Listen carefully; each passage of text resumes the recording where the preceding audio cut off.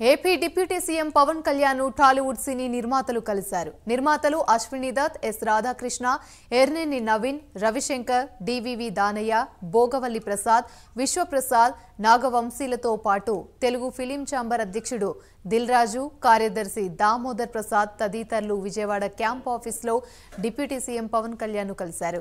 చిత్ర పరిశ్రమలో సమస్యలను సినీ నిర్మాతలు పవన్ కళ్యాణ్ కు వివరించారు. సినిమా టికెట్ల ధర పెంపు, వెసులుబాటుపై సమావేశంలో చర్చ జరిగింది. థియేటర్ల సమస్యలను కూడా నిర్మాతలు పవన్ దృష్టికి తీసుకెళ్లారు.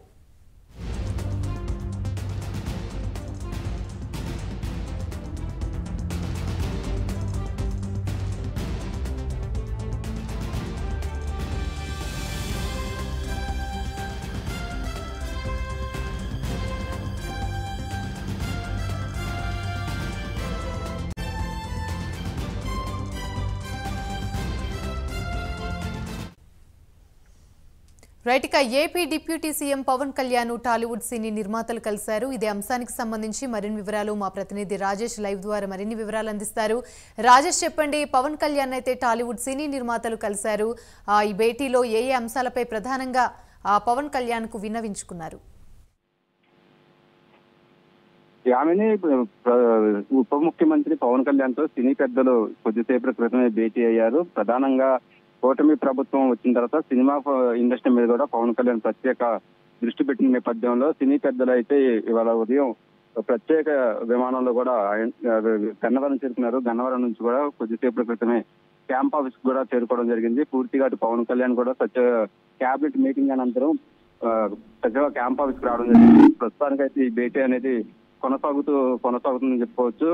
ప్రధానంగా సినిమా ఇండస్ట్రీకి సంబంధించి ఎదుర్కొంటున్న సమస్యల మీద కూడా ప్రత్యేకంగా పవన్ కళ్యాణ్ కి సినీ పెద్దలు వివరించనున్నారు. అలాగే ప్రత్యేకంగా ఆంధ్రప్రదేశ్ లో కూడా సినిమా ఇండస్ట్రీని విస్తీర్ణం చేయడంతో పాటు ఆంధ్రప్రదేశ్ లో ఉన్న ఆ సినిమాకి సంబంధించి ఎలాంటి ఎక్విప్మెంట్ కావాలి, ఎలాగ ఇక్కడ స్టూడియోని డెవలప్ చేయాలి, అలాగే వైజాగ్ లో కూడా ప్రత్యేకంగా గతంలోనే కొంత స్టూడియోకి స్థలం కేటాయించిన నేపథ్యంలో దాని కూడా కొంత డెవలప్మెంట్ అనేది ఆగిపోయింది. సో దాని మీద ప్రత్యేకంగా కూడా పవన్ కళ్యాణ్ మాట్లాడే అవకాశం ఉన్నట్టుగా తెలుస్తుంది. సినిమాకి సంబంధించి సినిమాటోగ్రఫీ కూడా జనసేనకి కేటాయించిన నేపథ్యంలో అటు పవన్ కళ్యాణ్ కూడా సినిమా ఇండస్ట్రీ నుంచి పరిచయాలు, అలాగే అతను కూడా ఒక హీరో కాబట్టి పూర్తిగా దీని ఫోకస్ అంతా మొత్తం మీద పవన్ కళ్యాణ్ అయితే దీని మీద ప్రత్యేకంగా ఫోకస్ పెట్టారు. ప్రధానంగా స్టూడియోల మీద ప్రత్యేక దృష్టి పెట్టారు. అలాగే థియేటర్లకు సంబంధించి కోవిడ్ తర్వాత కొంత థియేటర్లకి కూడా ప్రేక్షకులు రావడం తగ్గించాలని చెప్పుకోవచ్చు. అటు ఓటీటీ ప్లాట్ఫామ్ కూడా